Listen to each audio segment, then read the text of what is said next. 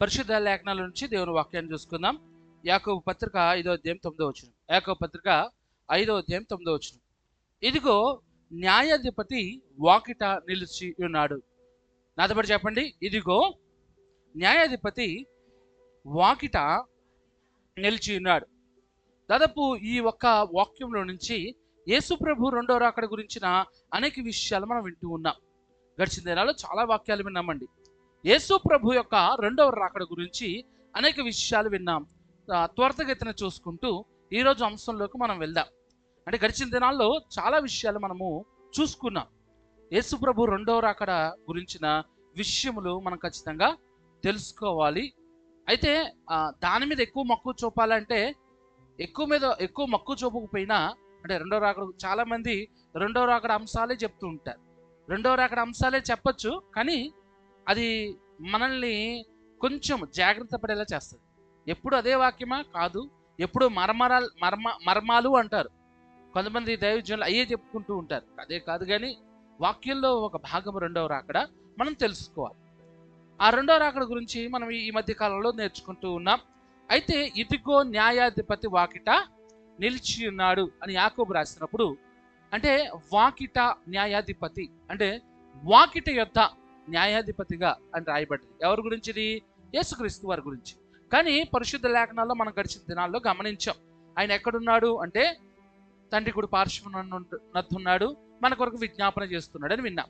కానీ తర్వాత గతిలో మనం వింటున్నప్పుడు ఈ సంఘటనలు, అంటే ఈ ప్రపంచంలో జరుగుతున్న సంఘటనలు బట్టి చూస్తే ఆయన ఎక్కడున్నాడు? తండ్రి కుడి పార్శ్వమున తెలియడు, వాకిటి యొద్ద ద్వారం దగ్గరే ఉన్నాడని తెలుసుకున్నాం. ద్వారం దగ్గరే ఉంటే ఆయన ఒకప్పుడు ఈ లోకానికి వచ్చి మన కొరకు బలి తండ్రి యొద్ద ఉండి మన కొరకు విజ్ఞాపన చేసే వ్యక్తి కాస్త ఇప్పుడు ద్వారం దగ్గర ఉంటే కనుక ఆయన ఏమైపోయాడని విన్నాము? న్యాయాధిపతి అయ్యాడన్నాం. అంటే మన కొరకు వాదించేవాడు కాస్త, లాయర్గా ఉండేవాడు కాస్త ద్వారం దగ్గరికి వచ్చేసాడంటే ఆయన జడ్జిగా ఉన్నాడని విన్నాం. ఆయన పని ఏంటంటే తీర్పు. ఎవరికి తీర్పు తీరుస్తాడు? సంఘానికే. ముందుగా ఎదుర్కోవాల్సిన తీర్పు సంఘమే, దేవుని బిడ్డలే. ఎలా తీర్పు తీరుస్తాడంటే ఆయన భేదం కలగజేస్తాడు. సంఘంలో ఉన్న వారి పట్లనే గొర్రెకి మధ్య, గొర్రెకి పొట్టేలకు మధ్య, గొర్రెకి మేకపోతుకి మధ్య, అంటే మంచి విశ్వాసికి మధ్య, మంచి విశ్వాసి చెడు విశ్వాసికి మధ్య, మంచి విశ్వాసి అసలు విశ్వాసం చెప్పుకుంటాడు కానీ అది విశ్వాసం కాదు. సంఘానికి అంటే సంఘంలోనే తీర్పు తీర్చబోతున్నాడు, అంటే భేదము కలగజేస్తాడు అని గడిచిన దినాల్లో మనము అనేక వాక్యాలు విన్న తర్వాత మనము ఆయన ద్వారం దగ్గరే ఉన్నాడని విన్నాం కదా. ఒకవేళ ద్వారం తెరవబడితే, వాకిటి ఎద్దున్నాడు, ఆయన ద్వారం తెరుచుకుని లోపలికి వస్తే ఏమవుద్దనేది గడిచిన వారంలో విన్నాం. ఆ వాక్యాన్ని మళ్ళీ ఒకసారి చదువుతాను. ప్రకటన గ్రంథం 4వ అధ్యాయం 1వ వచనం. ప్రకటన గ్రంథం 4వ అధ్యాయం 1వ వచనం. అదురో పరలోకమందు ఒక తలుపు తెరవబడి ఉండెను, మరియు నేను మొదట వినిన స్వరము బూరధ్వని వలె నాతో మాట్లాడిగా వింటిని. ఆ మాట్లాడిన వాడు, ఇక్కడికి ఎక్కిరమ్ము, ఇక మీదట జరగవలసిన వాటిని నీకు కనపరిచేదని. నేను తలుపు తీసిన తెరవబడి, అక్కడ తెరవబడింది, తలుపు తెరవబడి ఉన్నది. తలుపు తెరవబడి ఉన్నదంటే దాని అర్థం యేసుక్రీస్తు న్యాయాధిపతిగా వచ్చేసాడు, లోపలికి వచ్చేసాడు, ఈ లోకానికి వచ్చేసాడు, మధ్యాకాశానికి వచ్చాడని అర్థం. తలుపు ద్వారం దగ్గరే ఉన్నాడు. ఓకే, ద్వారం దగ్గరే ఉన్నాడు, ఆయన న్యాయాధిపతిగా ఉన్నాడు, తీర్పు తీర్చబోతున్నాడు. కానీ ఆయన తలుపు తీయబడి ఉండెను, ఎక్కిరమ్ము, ఇక మీదట జరగవలసిన నీకు కనపరిచేదను. అంటే ఇది ర్యాప్చర్ అన్నారు. యేసుక్రీస్తు వారు రెండవ రాకడ సడన్గా భూమి మీదకి రాదు. మూడో ఆకాశానికి, మధ్య ఆకాశానికి అయినా యేసుక్రీస్తు వారు వస్తారు. అది ద్వారము తెరవబడి, తలుపు తెరవబడి ఉన్నది. మనం దాదాపు ఎక్కువ శాతం తలుపు గురించి చెప్పుకుంటూ వచ్చాను, ఎందుకంటే మనకి ఈజీగా అర్థమవుతుందని. ఎవరైనా సరే తలుపుకి అవతలన్నంత వరకు, తలుపు బయటే ఉన్నాడంటే వచ్చేసాడు, తలుపు లోపలికి వచ్చాడంటే అర్థం వీళ్ళు వచ్చేసారా. ఈ వచ్చేది ఎప్పుడు అనేది నేను చెప్తాను తర్వాత వాక్యాలు, ఈరోజు చెప్పే వాక్యాల్లో కుదిరితే. అయితే మనము ఎత్తబడుట అనే అంశాన్ని విన్నాం. ఇదంతా తీర్పు, ఇదంతా కూడా దేని గురించి జరిగితే, ఆయన తలుపు తీయబడి ఉన్నప్పుడు ఇక్కడున్న సంఘాన్ని పిలుస్తాడు, రండి మీరు వచ్చేయండి అని. ఎత్తబడటం గురించి పోయిన వారం మనం క్లారిటీగా విన్నాం. అంటే ఎత్తబడటం అనగా ఏమిటి అంటే, మనము ఫస్ట్ కాలంలో చెప్పుకున్నట్లు సంఘానికి ఆయన తీర్పు తీరుస్తాడు అన్నాను కదా.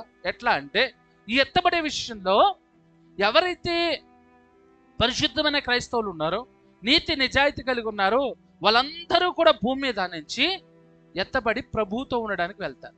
ఎత్తబడుట అంటే, ఎత్తబడటం అంటే ఏంటి? దీన్ని నేను ఎత్తాను అంటే పైకి లేవనెత్తాను. దేవుడు కూడా మనల్ని ఈ లోకంలో నుండి పైకి ఎత్తుకుంటాడు. దాన్నే ఎత్తబడుట, రాప్చర్ అన్నారు. మనం ఈ లోకంలో ఉన్న పాటున, రెప్పపాటున ఎత్తబడతాం.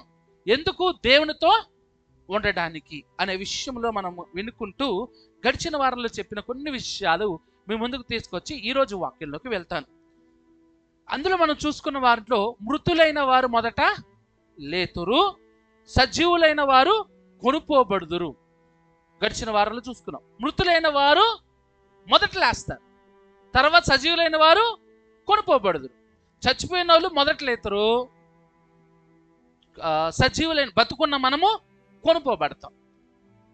ఇందులో చాలా జాగ్రత్తగా మృతులైన వారు కొనుపోబడుదురు అంటే దాని గురించి కొంచెం విశ్లేషించుకున్నాం గడిచిన వారంలో. ఎందుకంటే మృతులైన వారు మొదట లేతురు, సజీవులైన వారు కొనుపోబడుదురు అంటే 1 గంట 2 గంటలు 4 రోజులు గ్యాప్ కాదు, రెప్పపాటే.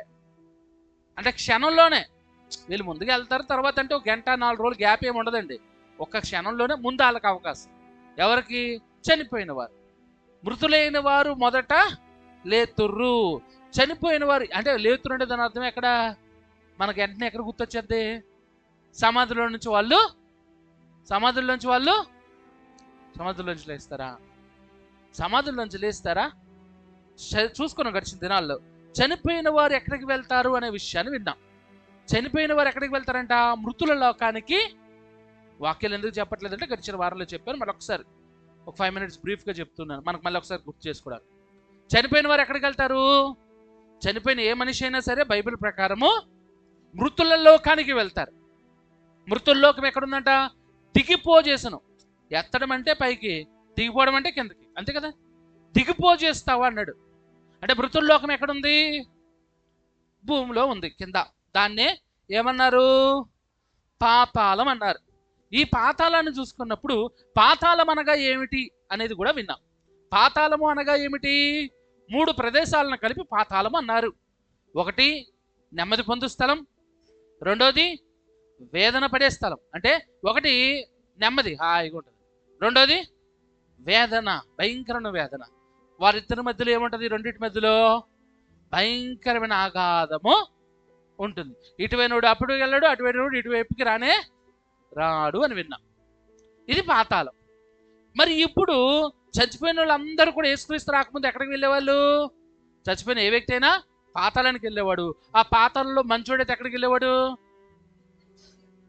చెడ్డోడైతే ఇక్కడ వేదన పడే స్థలానికి చెడ్డోడు వెళ్తాడు, మంచోడైతే ఎక్కడికి వెళ్తాడు? ఇప్పుడు యేసుక్రీస్తు వారు వచ్చిన తర్వాత ఆయన మరణించి తిరిగి లేచినప్పుడు జరిగిన సంఘటన ఏంటంటే ఆయన చెరను చెరగా కొనిపోయాను అని రాయబడింది. అంటే పరదేశు ఎక్కడ ఉంది అంటే చనిపోయిన వారి నెమ్మది పొలి స్థానాన్ని ఏమన్నదంటే బైబిల్ పరదేశు అంది. ఏమంది? పరదేశు. పరదేశు అంటే ఎక్కడ ఉంది అంటే ఆయన చెరను చెరగా కొనిపోయాడు. ఎక్కడికి కొనిపోయాడు అంటే 3వ ఆకాశానికి ఆయన తీసుకెళ్ళి. ఎవరు ఇందులో ఉన్నారు? నెమ్మది పొందు స్థలం అనేది ఇప్పుడు భూమి కింద బైబిల్ ప్రకారం చూసుకున్నాం. నెమ్మది పొందు పొలి స్థలం ఇప్పుడు ఎక్కడ లేదు, భూమి కింద లేదు. ఎక్కడికి వెళ్ళిపోయింది? అది మధ్యాకాశానికి వెళ్ళింది. అది ఎలా మీరు చెప్తారంటే పౌలు అంటాడు ఒకసారి. పౌలు ఏమంటాడంటే నేను అంటే ఎవడో వెళ్ళాడు అన్నాడు. ఈయన గురించి ఈయన రాసుకుంటూ ఎవరో ఒక వ్యక్తి వెళ్ళాడు 3వ ఆకాశంలో పరదేశుకి వెళ్ళాడు. ఎక్కడికి వెళ్ళాడు? డైరెక్ట్గా రాశాడు ఆయన. అంటే 2 కొరింథీయులకు 12:2-3 వచనాలు రాయబడతాయి. పరదేశుకు కొనపోబట్టాడంట. పౌలు తన గురించి తానే చెప్పుకున్నాడు. ఒకసారి పౌలుని రాళ్ళతో కొట్టినప్పుడు చచ్చిన వాళ్ళే చచ్చిపోయాడు అన్నారు. ఆ టైంలోనే వెళ్ళుండొచ్చు. ఆయన రాస్తూ తన పత్రికలు రాస్తూ ఒక వ్యక్తి తెలుసు నాకు వెళ్ళాడు అంటే పరదేశం ఎక్కడ ఉందంటే ఇప్పుడు మధ్యాకాశంలో ఉన్నారు. అంటే ఇదంతా ఎందుకు చెప్పుకొచ్చారంటే మృతులైన వారు మొదట్లో ఎత్తారంటే వాళ్ళు ఎక్కడున్నారు? ఆల్రెడీ పరదేశంలో ఉన్నారు. ఇక ఈ లోకంలో పాపం చేసి చనిపోయిన వాళ్ళు ఎక్కడికి వెళ్తున్నారు? పాతాళానికే వెళ్తున్నది. భూమి కింద ఇంకా ఉంది, అగాధం ఉంది, పాతాళం ఉంది. కానీ యేసుప్రభుని నమ్ముకుని యేసుప్రభుని నమ్ముకోకపోయినా, అసలు యేసుప్రభు జీవితంలో తెలియకపోయినా మంచిగా బతికేవాడు కూడా ఎక్కడికి వెళ్ళిపోతాడు? పరదేశికి. ఇది వాక్యానికి విరుద్ధం అనుకుంటారు చాలామంది. వాక్యానికి విరుద్ధం కాదు. దేవుడు తెలియని ప్రజలు ఇంకా చాలామంది ఉన్నారు. దేవుని తెలియని ప్రజలు ఇంకా చాలామంది ఉన్నారు. అలాంటి వారు చనిపోతే ఎక్కడికి వెళ్ళిపోతారు?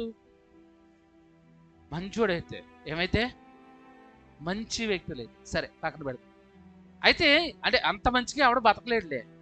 అంత మంచిగా ఎవడు బతకలేడు. ఒకవేళ అంత మంచిగా బతికితే యేసేలా బతకాలి ఈ లోకంలో. సరే, అంటే యేసు ప్రభుని తెలుసుకుని మంచిగా ఉన్న వారు ఎక్కడికి వెళ్తున్నారు? ఇప్పుడు ప్రస్తుతం ఎవరు చనిపోయినా పరదేశికి వెళ్తారు. ఈ పరదేశ్ అనేది ఏంటనేది నేను క్లారిటీగా చెప్పా. అది వెయిటింగ్ హాల్. దేనికి? ప్రయాణానికి ముందు వెయిటింగ్ హాల్ లాంటిది. ఓకే, ఇప్పుడు మృతులైన వారు ఎలా లేపబడతారు అంటే ఎలా లేస్తారు అనేది నేను క్లారిటీగా చెప్పా. పరదేశం ఎక్కడ ఉంది, వాళ్ళు ఎక్కడున్నారు, ఇదంతా మనము గడిచిన దానిలో చూసుకున్నాం. ఈ రోజున వాళ్ళు ఎలా లేస్తారు అంటే చనిపోయిన వ్యక్తులు ఎలా లేస్తారు? మొదట వాళ్ళు లేస్తారన్నారు కదా, తర్వాత ఎవరు కొనుక్కోబడతారు? మనం లెగం, కొనుక్కోబడతాం అనే విషయాన్ని మనము పరిశుద్ధ లేఖనాల నుంచి ఈ రోజుకి సరిపోయిన వాక్యాన్ని మనం చూద్దాం. మొదటి కొరింథీయులకు రాసిన పత్రిక 15వ అధ్యాయం 52వ వచనం. మొదటి కొరింథీయులకు రాసిన పత్రిక 15వ అధ్యాయం 52వ వచనం. బూర మ్రోగును, అప్పుడు మృతులు అక్షయులుగా లేపబడుదురు, మనము మార్పు పొందుము. మృతులు అక్షయులుగా లేపబడుదురు, మనము మార్పు పొందుదము. అంటే ఎత్తబడేటప్పుడు జరిగే సంఘటన ఏంటంటే చనిపోయిన వారు మృతి పొందిన, అంటే చనిపోయిన వారి గురించి చాలా విషయాలు కొంచెం దినాల్లో మనం విన్నాం. అంటే చనిపోయిన వ్యక్తి ఎంతసేపటికి పాతాళానికి వెళ్తాడు? క్షణం, రెప్పపాటులో. అటు చచ్చిపోయినాడు 10 రోజులు 11 రోజులు శవమై తిరగడు. దయ్యమయ్యి ఆత్మయ్యి ఏమి బైబిల్ ప్రకారం తిరగడు. చచ్చిపోయిన ఏ వ్యక్తి అయినా క్షణంలో వెళ్ళిపోతాడు. ఇదంతా గడిచిన దినాలు చూసుకున్నాం. ఇప్పుడైతే మృతులు అక్షయులుగా లేపబడతారు. అంటే మృతులైన వారు ఎలా లేస్తారు, సజీవులు ఎలాగా కొనుక్కోబడతారంటే మొదటగా మృతులు అక్షయులుగా లేపబడతారు. రాష్ట్రీ గారు, మనం మృతుల గురించి వినకూడదు కదా, ఎవరి గురించి వినాలి? మనం బతుకున్నాం కాబట్టి బతుకున్న వాళ్ళ గురించి చెప్తే బాగుండు వాక్యాలు. గడిచిన వారం అంతా చచ్చిపోయిన వాళ్ళ గురించే చెప్పారండి. రాకడా ఈరోజు వస్తుందో రేపు వస్తుందో తెలీదు, మనం బతుకుంటామో లేదో తెలీదు.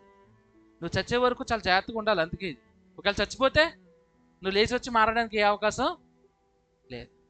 మనం చనిపోయాక రాకడ వస్తుందో ఇప్పుడే రాకడ వస్తుందో ఎవరికి తెలియదు. కాబట్టి రాకడ వరకు మనం సిద్ధపరచుకోవాలి. కాబట్టి ఒకవేళ చనిపోయినప్పుడు గుండెల మీద ఒక ధైర్యం ఏంటో తెలుసా? నేను మంచిగా బతికాను, ఎక్కడికి వెళ్తాను? హల్లెలూయా. నేను దిగిపోను, నేను కొనుక్కోబడతాననే ఆలోచనలో నువ్వు ఉండాలి. కాబట్టి ఇది సజీవుల కొరకు, మృతుల కొరకు. చచ్చిపోయిన వాళ్ళు ఎగుతారు, మనకు ఎందుకండి? చచ్చిపోయిన వాళ్ళు ఏమవుతాయి మనకెందుకు? కానీ నువ్వు ఒకరోజు చచ్చిపోవాల్సి ఉంటుంది. అప్పటి వరకు రాకడొస్తే పర్లా, రాకడ రాకపోతే మృతులైన నీవు లేపబడతావు. ఎలా లేపబడతారంటే మృతులైన వారు అక్షయులుగా. ఎలాగా? అక్షయులు. అక్షయులు అంటే మన మధ్యలో ఒక అక్షయ ఉన్నాడా? అది కనపడతలేదు, అది చూసుకుంటున్నాడు పాపం. అక్షయ అంటే క్షయము కానిది. క్షయము కానిది అంటే నాశనము కానిది. వాక్యం చూద్దాం. మొదటి కొరింథీయులు 15:54లో ఈ అక్షయం అనేది అక్షయతను ధరించుకున్నప్పుడు, ఈ మర్త్యమైనది అమర్త్యమును ధరించుకున్నప్పుడు విజయమందు మరణమును మింగివేయబడిన వ్రాయబడిన వాక్యము నెరవేరును. విజయమందు మరణము, ఎవరు? యేసుక్రీస్తు మరణం ద్వారా విజయం వచ్చింది. ఆ విజయం ఏం చేసిందంటే మరణాన్ని ఎలా మింగేసిందంటే, ఈ క్షయమైన శరీరం చనిపోయిన తర్వాత ఈ క్షయం ఇది అంటే నశించిపోయేది.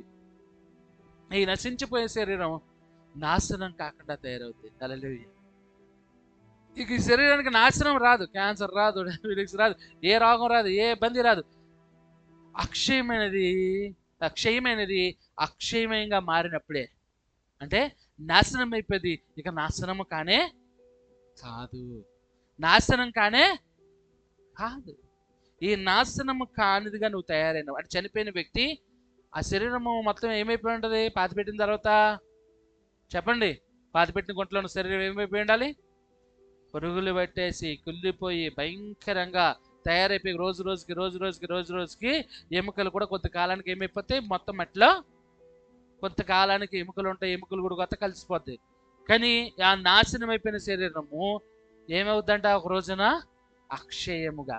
ఇక నిన్ను పాతి పెట్టే రోజు లేదు, ఇక నువ్వు నాశనం అయ్యేది లేదు. గొప్పగా ఉంటావు, హల్లెలూయా, మంచిగా ఉంటావు, అక్షయతను ధరించుకొని ఉంటావు, అక్షయుడిగా ఉంటావు. అంటే ఇక నీలో నాశనం ఏమి లేనే లేదు. మరి ఇది చనిపోయిన వారు అక్షయులుగా వెళ్తారంట, ఇక వాళ్ళకి నాశనం లేనే లేదు. మనం ఎలా ఉంటామంట? సజీవులైన వారు మనము మార్పు పొందుదుము. ఈ పత్రిక రాసిన ఆయన ఏమైపోయాడంటే, ఇంకా రెండవ రాకట్లు రాలేదు కాబట్టి ఆయన అక్షయమైన శరీరాన్ని ధరించుకున్నాడు. మార్పు పొందుదాం అంటే రెండవ రాకడ ఈ రోజు వస్తుందో రేపు వస్తుందో తెలియదు కాబట్టి ఆయన అంటున్నాడు, నేను బతుకున్నాను కాబట్టి మార్పు చెందుతామంటాడు ఆయన. అంటే ఫిలిప్పీలకు రాసిన పత్రిక 3:21 సమస్తమును తనకు లోపరుచుకుని జాలని శక్తిని బట్టి ఆయన మన దీన శరీరమును తన మహిమ గల శరీరమునకు సమరూపము గలదానిగా మార్చును. మార్పు చెందడం అంటే, అరే నువ్వు మారాలరా అంటారు, అరే నీ మాట తీరు మారాలరా, అరే నువ్వు మనిషి మారాలరా అంటే, నువ్వు ఎత్తబడేటప్పుడు జరిగే సంఘటన ఏంటంటే, దేవుడు మధ్యాకాశం రాగానికి పూర్వ స్వభావం ఇవ్వడం కానీ ఈ ప్రపంచంలో నిజమైన క్రైస్తవులు అనే వారు అందరూ, మనం కాదు, నిజమైన క్రైస్తవులు నిజంగా బతకాలి. అలా బతికితే ఏమవుతుందంటే ట్రాన్స్ఫార్మేషన్ అన్నారు ఇంగ్లీష్లో, తెలుగులోకి వచ్చేసరికి రూపాంతరం అన్నారు. రూపాంతరము అనగా రూపాంతర కొండ అనేది ఒకటి ఉంటుంది బైబిల్లో. అక్కడికి మోషే ఏలియాలు వస్తారు, యేసుక్రీస్తుతో మాట్లాడుతుంటారు. అది వారు రూపాంతరం చెంది వచ్చిన శరీరాలు. యేసుక్రీస్తు వారు చనిపోయి లేచిన తర్వాత ఆయనకు శరీరం ఉంది, దాని మహిమ శరీరం. ఆ మహిమ శరీరము వాళ్ళకి కనబడుతుంది, వారితో మాట్లాడుతుంది, వారిని తాకుతుంది, వారితో తింటూ ఉంది. ఈ గోడలోంచి ఆ గోడలోకి వచ్చేస్తుంది, ఇక్కడ ప్రత్యక్షమే అక్కడ ప్రత్యక్షం అయిపోతుంది. అది యేసుక్రీస్తు యొక్క మహిమ శరీరం. అలా మనల్ని మారుస్తానంటాడు. మార్పు చెందడం అంటే దాని అర్థం, యేసుక్రీస్తు వారు ఈ లోకంలో చనిపోయి లేచిన తర్వాత ఎలాంటి శరీరాన్ని అయితే ధరించాడో అలాంటి శరీరాన్ని మనము ధరించుకుంటాం. మహిమా శరీరాన్ని ధరించుకుంటాం. అదే రాయబడింది, మన దీన శరీరమును తన మహిమ గల శరీరమునకు సమరూపముగా. అంటే దేవుడు ఈ లోకానికి వచ్చి, అంటే తను మార్పు చెందిన తర్వాత ఏలియా మోషేలు ఏ విధంగా ఆ యొక్క రూపాంతర కొండ మీదకి వచ్చినప్పుడు ఉన్నారో అలాగా మనల్ని దేవుడు మార్చేస్తాడు. మార్పు చెందుతాం. ఈ మార్పు చెందినం అన్నప్పుడు ఐడియా రావాలి, ఆలోచన రావాలంటే, మార్పు చెంది ఎత్తబడిన తర్వాత నా వయసు ఎంత ఏంటి? నేను మార్పు చెందామండి, ఎత్తబడి ఎప్పుడో రాకడ వచ్చింది అనుకో, ముసలోళ్ళు ఎత్తబడతారు, మరి వాళ్ళ వయసు ఎంత ఉంటుంది అంటే వాడు ముసలివాడిగా ఉండడు. అక్కడ ఎలా ఉంటారంట? యుక్త వయసులో ఉంటారు. పరిశుద్ధ లేఖనాల్లో అంటే ఎంత క్లారిటీగా రాలేదు కానీ ఒక యుక్త వయసు. ఎలా అయితే ఆదామును అవ్వను దేవుడు చిన్నపిల్లలుగా సృష్టించలా, యవ్వనులుగా వాళ్ళని, అలాగే మనం ఈ లోకంలో చిన్నపిల్లడు చనిపోయినా పెద్ద పిల్లడు చనిపోయినా, చిన్నప్పుడే ఎత్తబడుతున్నా అంటే చిన్న వయసులో ఉన్నాడు, అప్పుడే పుట్టుంటాడు, రాకడ వచ్చింది. ఈ చిన్నోడికి వెళ్తే ఎవడో పాలేవాడు, అక్కడ ఏమవుతాడు వీడు? యుక్త వయసుకు వచ్చి, అంటే మధ్య 20-22, అంటే ఆ వయసు యవ్వన కాల వయసులోనే పరలోకంలో అందరూ ఉంటారు. ఇంకోటి, మరి నేను లావుగున్నాను కదా, పరలోకంకి వెళ్ళా కూడా లావుగానే ఉంటానా? ఏమో చెప్పలేము. ప్రాముఖ్యంగా బలము కలిగి ఉంటారంట. అక్కడ ఏ బాధ ఉండదు, ఏ ఇబ్బంది ఉండదు, ఏ అనారోగ్యము ఉండదు. ఎక్కడ? మార్పు చెందిన శరీరాలకి. ఈ లావుగా ఉండడం, సన్నగా ఉండడం, రంగులు మారడం గురించి రాయబల్ల బైబిల్లో. నల్లగొండం పాస్టర్ గారి పైకి వెళ్ళాక పేర్లు రాసుకోవాలా, ఇక్కడ కష్టపడి సొబ్బుతూ తోముకుంటున్నాం, అక్కడికి వెళ్ళాక ఏం చేయాలి, అలాంటి ఏ ప్రశ్న లేదు. ఎందుకంటే అక్కడ ప్రతి ఒక్కరు మహిమ శరీరం మహిమతో వెలిగిపోతుంటారు. హల్లెలూయా. ఇంకా చాలా విషయాలు రాయబడ్డాయి ఆ మార్పు చెందిన శరీరం గురించి. ఆ మార్పు చెందిన శరీరంలో ఎత్తబడతాం. ఇక్కడ రాయబడదు ఇప్పుడు వరకు కూడా. ఆకారం ఎలా ఉంటుంది, వయసు ఎలా ఉంటుంది అంటే దేవుని ఇష్టం. కానీ అక్కడ నువ్వు ఉన్నావంటే నీ శరీరంలో ఈ చెమట కారదో, నీకు ఇబ్బంది తెలియనే, కొంచెం దూరం ఇబ్బంది తెలియదు. ఇంకోటి ఏంటంటే అమితమైన జ్ఞానం నీకు నింపబడతానే ఇప్పుడు పలానా వ్యక్తిని చూస్తే ఆ వ్యక్తి ఎవడో తెలియదు కదా, తెలుసా నీకు? అక్కడ అలా ఉండదు. ఆ వ్యక్తి ఎవడు, ఎలా, ఇది, అలా అంత అంత జ్ఞానంతో నింపబడుతుంది. పరలోకంలో దేవుని సన్నిధిలో ఆనందించడం కన్నా గొప్ప భాగ్యం ఏం లేదు. ఈ లోకంలో కూడా మనం అంటాం దేవుని ఆరాధించే గొప్ప భాగ్యం ఏం లేదు, కానీ అక్కడికి వెళ్ళే తెలుస్తుంది పూర్తిగా. ఇంకా దేవుని ఆరాధించిన తప్ప మనకు ఇంకో పని లేనే ఉండదు. హల్లెలూయా. అయితే గొంగళి పురుగు మనం తెలుసు. గొంగళి పురుగు మీకు తెలుసా తెలీదా? అది మన ఇక్కడ ఇక్కడ ఇక్కడ ములక్కడ చెట్టు ఉంటే మొత్తం గొంగళి పురుగులు ఉంటాయి. గొంగళి పురుగుని ఎవడన్నా సరే ఇలా పట్టుకొని ముద్దు పెట్టుకుంటాడా? భలే ఉందరా అని ఇలా అంటాడు దాన్ని. అది పాకిదే దద్దుర్లు దాన్ని చూడంగానే ఒక్కొక్కరు అమ్మ బాబోయ్ బాబోయ్ చచ్చి అయ్యి గొంగళి పురుగు అంటారు. ఆ గొంగళి పురుగు బతుకు ఎలా మార్చబడుతుంది ఆఖరికి? సీతాకోక చిలక. అది ఒంటి మీద పాకితే గీరలు ఎత్తిపోతాం మనం. అదే సీతాకోక చిలకలాగా వాళ్తే అబ్బాయి ఎంత బాగుండా ఉంటుందో, చూడ్డానికి ఆహ్లాదకరంగా ఉంటుంది. దాన్ని ఇష్టపడతాం, పిల్లలు పట్టుకుంటారు ఇట్లా. గొంగళి పురుగు మనము ఇది ఇది ఈ శరీరం లాంటిది, గొంగళి పురుగు బతుకులాంటిది. కానీ ఒకరోజు మనం రూపాంతరము చెంది సీతాకోక చిలకలాగా పరలోకంలో పరదేశంలో దేవుని ముందు ఉంటాము. ఇప్పటి వరకు మనం చెప్పుకున్న దాంట్లో ఎలా లేస్తారు అంటే, చనిపోయిన వారు, మృతులైన వారు క్షయమైన శరీరాన్ని విడిచి అక్షయముగా వెళ్తారు. మృతులైన వారు ఎలా లేస్తారు అంటే, బతుకున్న మనం ఎలా వెళ్తాం? మార్పు చెందుతాం. ఏదైతే యేసుక్రీస్తు వారి లోకానికి వచ్చి ఏ శరీరం అయితే ధరించుకున్నాడో అదే శరీరంగా మనము మహిమా శరీరంగా ట్రాన్స్ఫర్మేషన్, రూపాంతరం చెంది అక్కడికి వెళ్తాము. అక్కడికి వెళ్ళాక ఆకలి దప్పికలు ఉండనే ఉండవు. మరి ఇక్కడ బిర్యానీ పెడతారంటాడు ఒకడు, మళ్ళీ అలాంటి ఏమి లేవు. సరే, ఆ తర్వాత మనం గమనిస్తే ఈ చనిపోయిన వారి గురించి పునరుద్ధానము అన్నారు. అంటే చనిపోయిన వారు లెగడాన్ని ఏమన్నారంటే, తిరిగి జీవించడాన్ని ఏమన్నారంటే రిజరక్షన్, పునరుద్ధానము. రెండో రాకట్లో చాలా ప్రాముఖ్యమైన అంశాలు ఎత్తబడిట, తర్వాత పునరుద్ధానము. ఈ పునరుద్ధానము, రిజరక్షన్ గురించి మనం చూసుకుందాం. యోహాను సువార్త 5:29 మేలు చేసిన వారు జీవ పునరుద్ధానమునకు, కీడు చేసిన వారు తీర్పు పునరుద్ధానముకును బయటకు వచ్చేదరు. అంటే ఇక్కడ రాయబడి వచనాలు బట్టి 2 పునరుద్ధానాలు ఉన్నాయి. ఏమున్నాయి? 2 పునరుద్ధానములు ఉన్నాయి. మొదటి పునరుద్ధానం ఏంటి? జీవ పునరుద్ధానము. రెండోది తీర్పు పునరుద్ధానం. మొదటిది జీవ పునరుద్ధానం అంటే జీవము కొరకు లేపబడతాం. మొదటి పునరుద్ధానం అంటే జీవించడం కొరకు. ఎవరిలో? మేలు చేసిన వారు. మేలు చేసిన వారికి మొదటి పునరుద్ధానం, ఎత్తబడిన సమయంలో జరిగే పునరుద్ధానాన్ని జీవ పునరుద్ధానము అంటారు. అంటే ఎత్తబడేటప్పుడు చనిపోయిన వారు ఎవరైతే ఉంటారో వారు లేస్తారు కదా. లేస్తారంటే ఇక్కడ సమాధుల నుంచి కాదు. వాళ్ళు మొదటి పునరుద్ధానము అనగా జీవ పునరుద్ధానం. ఆ జీవ పునరుద్ధానం గురించి మనకు చెప్పాలంటే ప్రకటన గ్రంథం 20:6 వాళ్ళు ఏం చేస్తారు? మొదటగా లేచిన వారు ఏం చేస్తారు? పునరుద్ధానంలో అయినారు. ఈ మొదటి పునరుద్ధానంలో పాలుగల వారు ధన్యులను, పరిశుద్ధులనై యుందురు. ఇటు వారి మీద రెండవ మనకు అధికారం లేదు. వీరు దేవునికి, క్రీస్తునకు యాజకులై క్రీస్తుతో కూడా 1000 సంవత్సరముల రాజ్యము చేస్తారు.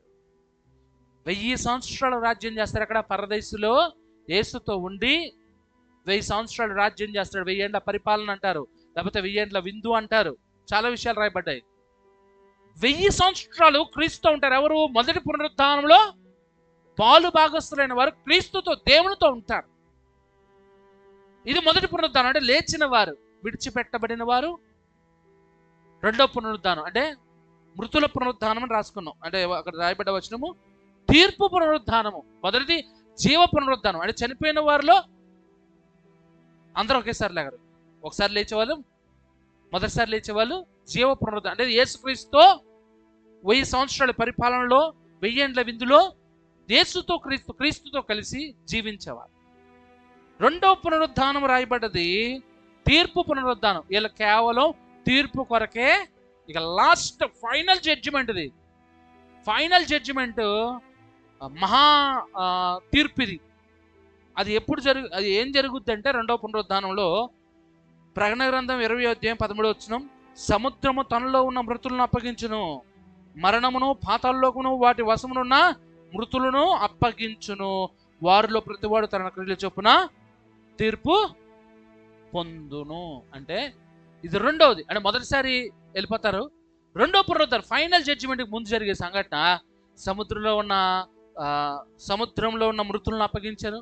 తర్వాత మరణం పాతాళలోకములో ఉన్న, బేసిక్గా చెడ్డ వాళ్ళందరూ చచ్చిపోతే ఎక్కడికి వెళ్తారు? ఎప్పటికైనా ఏసు వచ్చే వరకు కూడా ఎక్కడికి వెళ్తారు? పాతాళము వాటి వశమునున్న మృతులను అప్పగిస్తుందంట. వారిలో ప్రతివాడు తన క్రియల కొరకు తీర్పు పొందడానికి సిద్ధంగా ఉంటాడు. మొదటి పునరుద్ధానం, రెండో పునరుద్ధానం. మొదటి పునరుద్ధానం ఎప్పుడంటే యేసుక్రీస్తు వారు మధ్యాకాశానికి రాగానే మొదటి పునరుద్ధానం. రెండో పునరుద్ధానం ఎప్పుడంటే ఈ 1000 ఏండ్ల పరిపాలన అంతా అయిపోయి క్లోజింగ్ టైంకి అప్పుడు రెండవ పునరుద్ధానం జరుగుద్ది. దీన్నే రెండవ మరణం కూడా అంటారు. ప్రకటన గ్రంథం 20:14 మరణమును మృతుల లోకమును అగ్నిగుండములో పడివేయబడును. ఈ అగ్నిగుండం రెండవ మరణం. అంటే చాలా మంది చులకన. మనిషి ఇక్కడ ఒకసారి చనిపోతాడు.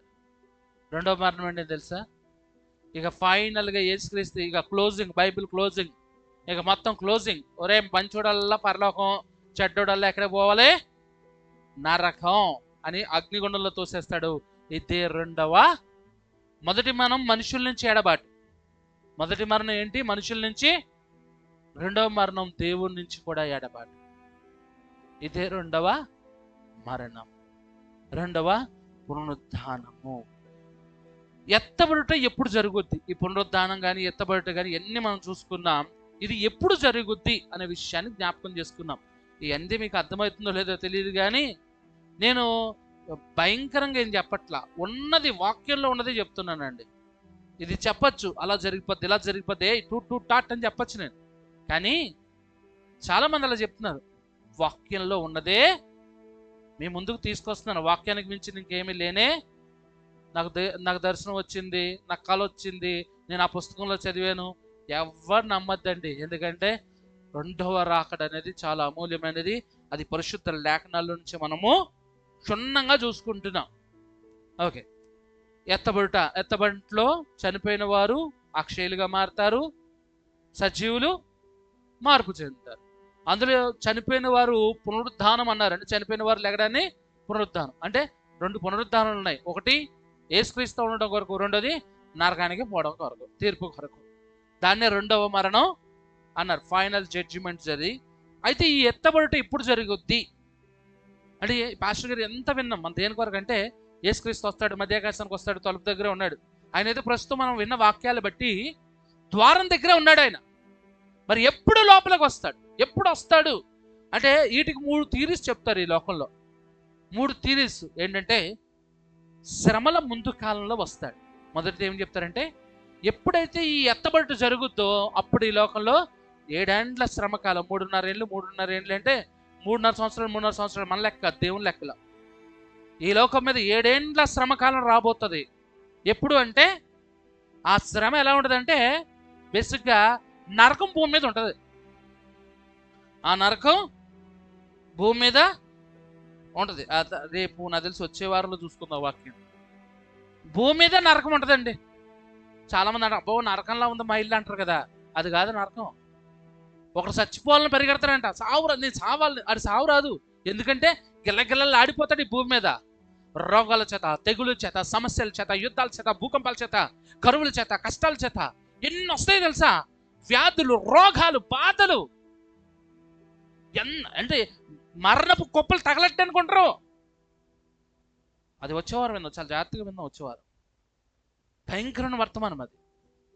దేవుడు ఆలోచనలు ఇస్తాడు తెలియదు కానీ, ఎందుకంటే చనిపోయిన తర్వాత ఈ భూమి మీద మిగిలితే శ్రమకాలం 7 సంవత్సరాలు. అది ఎంత భయంకరంగా ఉంటుందంటే నువ్వు ఊహలకు కూడా ఊహించలేవు. అసలు అంత భయంకరంగా భూమి మీద నరకం వచ్చేది. ఆ శ్రమలకు ముందే సంఘం ఎత్తబడుతుందని ఒక థియరీ ఉంది ఈ లోకంలో. రెండవ థియరీ ఏంటంటే, ఈ శ్రమల 3.5 ఏండ్ల తర్వాత ఎత్తబడుతుంది సంఘం అని ఒక థియరీ ఉంది. మొదటి థియరీ వచ్చి, థియరీస్ అంటే ఒక ఆలోచన. ఈ లోకంలో 3 ఆలోచనలు ఉన్నాయి ఎత్తబడడం గురించి. మొదటిది శ్రమలకు ముందు, రెండోది ఈ భయంకరమైన శ్రమలు సగం అయిపోయే గ్యాప్ ఇచ్చి ఎత్తబడుతుంది అని. అంటే నేను చెప్పట్లేదండో, ఆలోచన ఇది.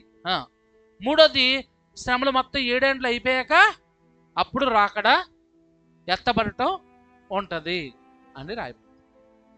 మనమైతే పెంతెకోస్టల్ క్రైస్తవులుగా దేవుని వాక్యాన్ని అనుసరించేవారుగా తెలుసుకోవాల్సింది ఏంటంటే శ్రమలకు ముందే ఎత్తబడడం. ఈ శ్రమల గురించి నేను ఎందుకు తక్కువ చెప్తానంటే ఇక్కడ మనం ఉండం కదా, జరిగే శ్రమల గురించి మనకు ఎందుకని ఇప్పుడు మనం చెప్పుకోవాలి. ఈ సందర్భాల్లో వింటున్నాం కాబట్టి రెండో రాకడ గురించి, శ్రమలు ఇలాంటి శ్రమలు వస్తాయో వచ్చే వారం విందాం. అయితే ఎత్తబడటం ఎప్పుడు జరుగుద్దంటే ఈ శ్రమలకు ముందుగానే. తలుపు తెరవబడి ఉన్నది, ఎక్కి రమ్ము, ఇక్కడికి గాలి చూపిస్తా సినిమా అన్నాడు దేవుడు. ఎక్కి రమ్ము, ఇంకా ఎక్కిన తర్వాతే జరుగుతాయి అన్నమాట.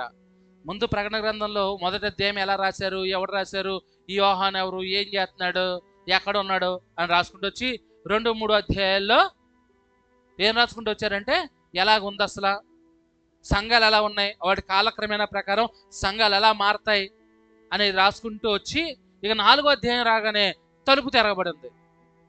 సంఘాలు అయిపోయిన తర్వాత తలుపు తెరవబడి, అంటే ఎత్తబడి ఎప్పుడు జరుగుద్ది అంటే శ్రమకాలానికి ముందే. ఎత్తబడిన తర్వాత ఏం జరుగుద్ది లోకంలో?